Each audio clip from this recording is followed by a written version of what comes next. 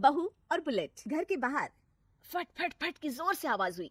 सीमा को लगा कि पटाखे फूट रहे हैं। वो डर के मारे घर से बाहर निकली। देखा तो सामने योगेश यानी कि पतिदेव एक बुलेट बाइक पर बैठे हैं। अरे डर गई क्या? बाइक लेकर आया हूँ तुम्हें घुमाने के लिए। सच में? मुझे लगा पटाखे फूट रहे हैं। अरे पटाखे भी फूटेंगे और मिठाई भी बटेगी। माँ को तो बुलाओ। माँ भी बाहर आ जाती है। अरे योगेश बेटा, इतनी जल्दी आ गया? और ये गाड़ी किसकी है? साहब की है? हाँ माँ, तुम्हारा बेटा साहब से कम है क्या? मेरी है।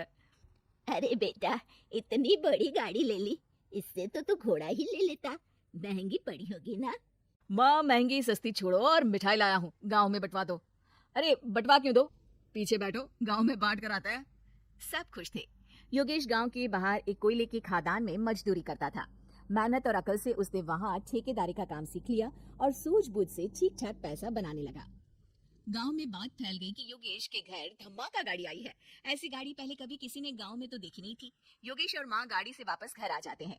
बेटा, बाबूजी ऊपर से देख रहे होंगे और आशीर्वाद भी दे रहे होंगे तुझे। वो होते तो उनको भी घुमाता माँ। पूरे गांव में नाच नाच के मिठाई बांटने जाते। जैसे मैंने नाच नाच के बांटी थी जब वो अपने लिए एक साइकिल लेकर आए थे। बस बस, बाबूजी दो बात भी सुनाते कि फटफट वाली फटफटी ले आया। सीमा आगे कहती है, अपने लिए तो ये गाड़ी ले आए और मेरे लिए? अरे ये गाड़ी तुम्हारे लिए ही तो है। पक्का मेरे लिए है? अरे पक्का तुम्हारे लिए है। अगली सुबह जब योगेश सो रहा होता है तो उसे बाहर से गाड़ी की आवाज आती है। वो घबरा कर चिल्लाता है, चोर चोर, मेरी गाड़ी ले जा रहा है, चोर चोर। माँ भी जागती है और योगेश के साथ दरवाजे की तरफ भागती है। जैसे ही दोनों बाहर निकलते हैं तो देखते हैं कि सीमा गाड़ी चला रही है।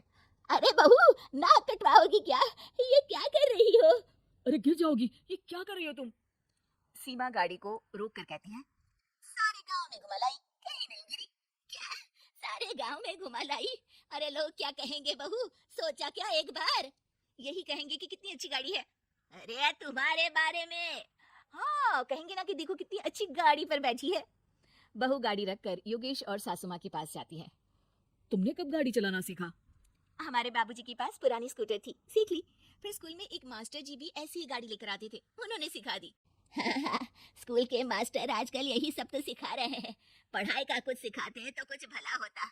अरे बहू, अब गाड़ी मत चलाना। हमारे परिवार में कभी किसी औरत ने पीछे से आगे की सीट पे आने की हिम्मत नहीं की है। तुम भी मत करना, समझी? जी समझ गई माँ जी। सीमा सास की बात सुनकर चुपचाप रसोई में जाकर उदास होकर खाना पकाने लगी है। सास सुबह सुबह मंदिर से पूजा करके लौट रही होती है। तभी उसे दो औरतें रोक लेती हैं और कहती हैं, अरे बहू को थोड़े अच्छे लक्षण भी सिखा दो।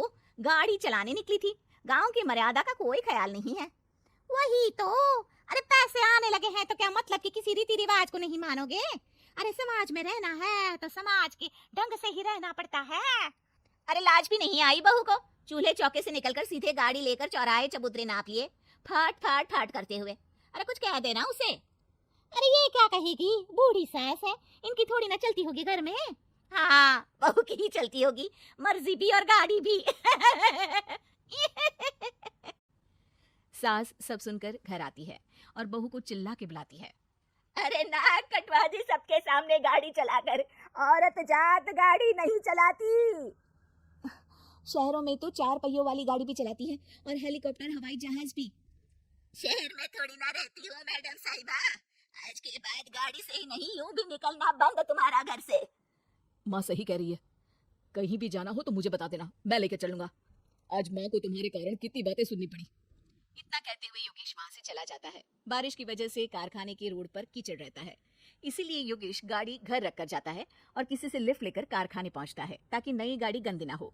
लेकिन शाम को इतनी तेज बारिश होती है कि उसे वापस आने का कोई साधन ही नहीं मिलता।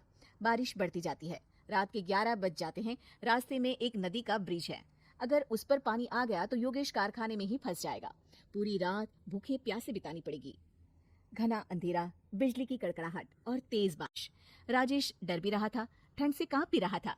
तभी उसे रोड से आती हुई एक रोशनी दिखती है। वो देखता है कि उसके सामने एक बाइक आकर खड़ी हुई है। वो ऊपर वाले को धन्यवाद देकर उस बाइक वाले आदमी की तरफ बढ़ता है, पर पास जाकर देखता है तो भौचक्का रह जाता है। सीमा, तुम यहाँ इतनी बारिश में गाड़ी पर? पहले बैठो तो, नदी ब्रिज पे आ जाएगी तो जाना मुश्किल हो जाएगा। योगेश गाड़ी के पीछे बैठता है।